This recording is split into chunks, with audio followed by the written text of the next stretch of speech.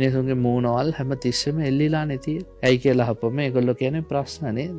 හාල් නැහැ කියනවා, පොල් නැහැ කියනවා, කිරිපිටි ගණන් කියනවා, ජීවත් වෙන්න අමාරුයි කියනවා. එනිසා මිනිසුන්ගේ මූණවල් වලින් සිනහව ඉවත්. මේ භෞතික යම් යම් දේවල් නිසා මිනිසු තමන්ගේ සතුට ඈත් කරගෙන තියෙනවා. හැබැයි බුදුවරු ලෝකෙට දේශනා කරන්නේ මොන දේ වුණත් මොන ප්‍රශ්නයක් ඔබ ඉදිරියට අභියෝගයක් ආවත් සතුටු සිතින් ඉන්න. ඇයි සතුටු සිතින් ඉන්න කියන්නේ? අපි මේ මනුසත්භාවය ලබලා ධර්මය ප්‍රගුණ කිරීමට හැකි ස්වරූපයට පත් වෙලා. අමාරුයි කියන උතුම් මනුෂ්‍ය ජීවිතයකුත් අපි ලබලා තියෙනවා. ඒ මනුෂ්‍ය ජීවිතෙත් පිළිබඳ නිකන් නෙමෙයි අංග විකල නැතුව, මන්දබුද්ධික නැතුව අපි පහළ වෙලා තියෙනවා. ඊළඟට ලෝකේ පහළ වෙන්න පුළුවන් හොඳම තැන් වලින් එකක අපි පහළ වෙලා. හොඳට ධර්මයේ ලැබෙන තිසරණයේ පිහිටි භූමියක. ඉතින් බුදුහාඳුරුවෝ පහළ වෙච්ච කාලෙක ධර්මයත් ඇහෙද්දි සංඝයාත් වැඩ ඉදිද්දි මම හිතන්නේ අපිට වැඩිය වාසනාවන්ත මිනිස්සු නැහැ. හැබැයි ඔබ ළඟ තිසරණිය නැත්තා. ඔබ ඉන්නේ මිත්‍යා දෘෂ්ටියක් තුල නම් ඔබ නියත වශයෙන්ම මරණයෙන් පස්සේ යන්නේ නිරයටමයි. හැබැයි ඔබට බඩට කන්න නැති වුණත් ලුණුයි බතුයි වුණත් කන්නේ. පැල්කොටේක වුණත් නිදියටම නම් ඔබට තිසරණේ තියෙනවා නම් ඔබ මරණයෙන් පස්සේ ඒකාන්ත වශයෙන් සුගතියටමයි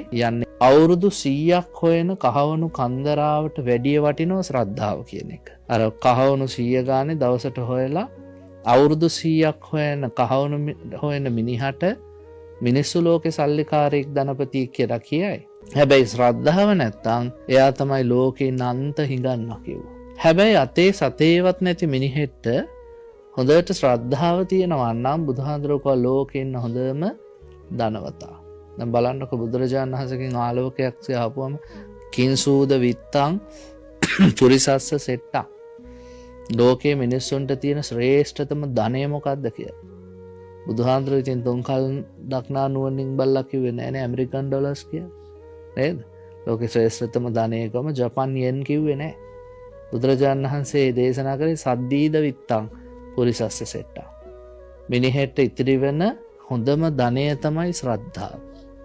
එනිසා පින්වත්නි තුනුරුවන් කෙරෙහි අප්‍රමාණ පැහැදීමෙන් ඉන්න කෙනාට සසර අපිට මොනවද නොලැබුණේ කියලා කල්පනා කරන්න පුළුවන්.